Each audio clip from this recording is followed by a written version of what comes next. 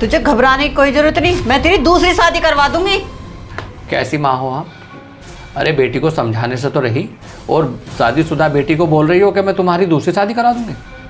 अरे दामाद है वो तुम्हारा, एक बार समझदारी से काम लोगी तो हो सकता है घर बस जाए। और तुमने दूसरी बेटी को भी अपने घर ही रख रखा।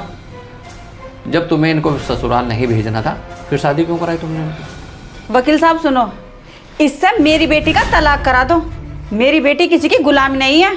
तलाक तो आपकी बेटी का भी हो जाएगा, और आप कहो तो आपका भी मैं करा दूँ। तलाक लेना या देना कोई बड़ी बात नहीं है, लेकिन कभी आपने अपना या अपनी बेटियों का घर बसाने की सोची आपने?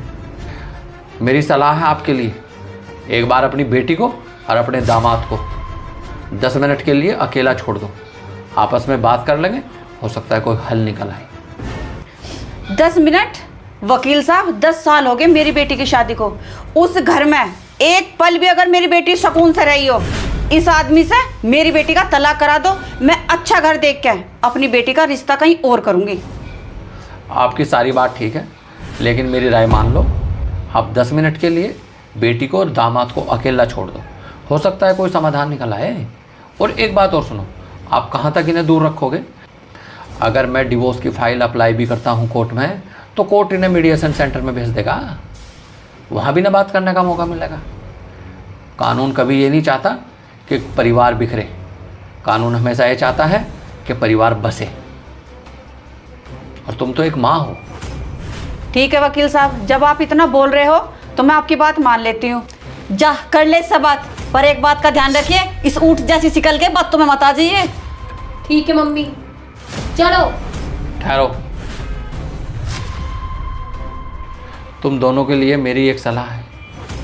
जब तुम एकांत में बात करो तो जो तुमने अच्छा पल गुजारा एक दूसरे के साथ, जो तुम्हारी अच्छी यादें हैं, उनको याद करना। और जो सबसे पहले लड़ाई झगड़े आप लोगों के बीच में हुए, उन्हें भूलने की कोशिश करना। ठीक है। हाँ भोको, क्या भोगना है? वो तो वकील साहब ने कह दिया बात करने के लिए, वरना तो मैं तेरी शक्ल पे झाड़ू भी ना फेरती। बात करनी है 10 मिनट। जारा, माना कि शुरू से आखिर तक मेरी ही गलती है, लेकिन तुम तलाक मत लो। अरे नहीं जी सकता मैं तुम्हारे बगैर। तुम्हारे बॉयफ्रेंड से मिलना है, जुलना, कुछ भी करो, लेकिन जारा छोटे छोटे बच्चे हैं हमारे, उनका कुछ नहीं होगा। बगैर माँ बाप के कैसे जिएंगे वो? मैं हाथ जोड़ता हूँ जारा, तुम तलाक मत लो, मत लो तुम तलाक। मर जाऊंगा मैं तुम्हारे बगैर। ओ, कल का मरता आज मर जा, मुझ पे ना पड़ता कोई भी फर्क। क्या कहा? मुझ पे कोई फर्क नहीं पड़ता? तो ठीक है, अगर तुझ पे कोई फर्क नहीं पड़ता तो खा मेरे सर की कसम कि तूने मुझसे कभी प्यार नहीं किया। खा मेरे सर की कसम, बोल।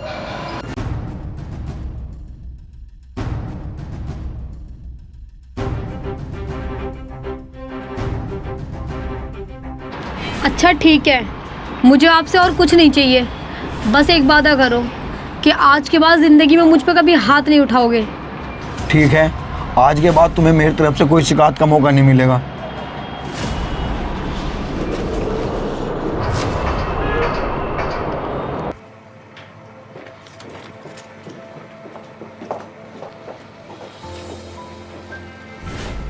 वकील साहब अब तो बातचीत भी होगी, अब तुम जल्दी से तलाक करवाओ।